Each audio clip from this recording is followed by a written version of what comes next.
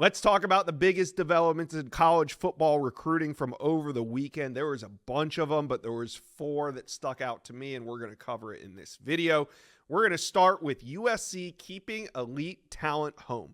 The Trojans picked up their 8th commitment since the middle of February. They are red hot, and on Saturday, from Oaks Christian High School. This recruit was on this channel not too long ago, just about 3 days ago, saying, quote, "I'm going to shock the world." I think I'm going to shock the world with this one. It's a lot of talks around where I'm going to go, but I think I'm going to shock the world. Running back Deshaun Doe at the time. Now, many thought USC was trending, but he took this last-minute trip to Michigan.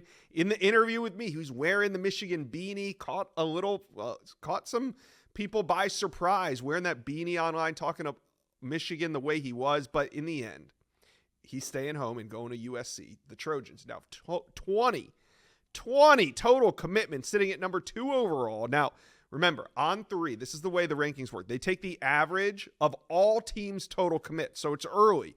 Right now, USC has way more commits than anybody else. They have 20.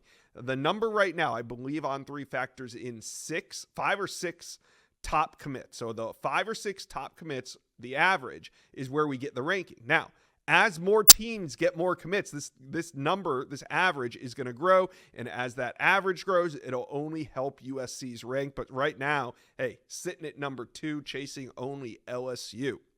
All right, Ohio State stacked secondary. Last week, number 2 safety in America, Blaine Bradford, committed. And then on Friday, they landed another top 10 player at the position, Simeon Caldwell out of Jacksonville, Florida. Number 6 safety in America, but it doesn't stop there because number 1 safety in America, Braylon Womack, was on campus this weekend, and he had a lot to say, really loved his visit. It sounds like they are absolutely in play, if not the team to beat for the number 1 safety in America, Braylon Womack. Ohio State also, over the weekend, landed a commitment from 6'3", 225-pound in-state linebacker CJ Sana.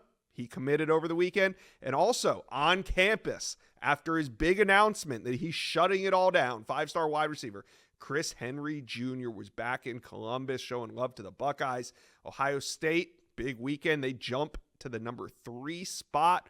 Oregon to number 4. Ohio State trying to run down that number 1 class in America. All right, Miami. They had a huge flip over the weekend from Georgia. Yes, the 9th commitment for the Miami Hurricanes, a top 20 player at his position from Jonesboro, Georgia.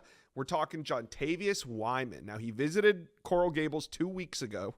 Sounds like he sat on it, really thought it over because the 6'1", 170-pound corner from the state of Georgia has been committed to the Dogs for nearly a year. It would be a year in July, so about 8 or 9 months now he has been committed to the Dogs, but now he's a Miami Hurricane, and the Canes have 11 total commitments. They're sitting with the 11th ranked class in the country, but it was a big weekend of visits. They also had Jalen Lott on campus. He's a top wide receiver from Texas. They had a bunch of others. Watch out. Here comes Miami. All right, Felix Ojo, elite offensive tackle, was back in Austin.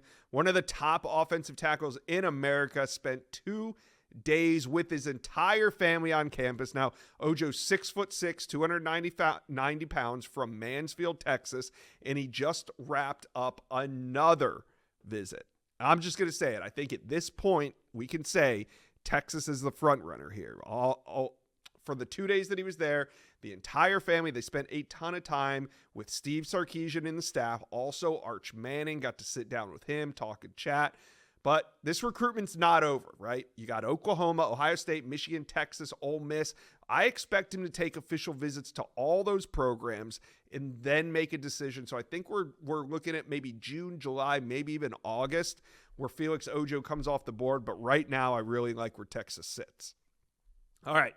Notre Dame, they are getting it going. We've been telling you on the Inside Scoop. We had Mike Singer on last week, Notre Dame insider, and he was saying this momentum is building. And over the weekend, they landed one of the nation's most disruptive pass rushers. As a junior, he had 10 sacks, 28 tackles for loss.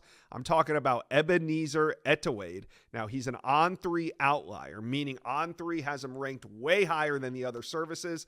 With On3, he's the number 36 overall prospect, number 6 ranked edge in the country, so top 10 player at his position, and a borderline 5-star recruit. That's what Notre Dame just landed, and if you've been watching the Inside Scoop, you know Notre Dame is just getting started. They are going to be red hot this spring. They're going to take that momentum into the summer. Watch out for the Irish on the trail.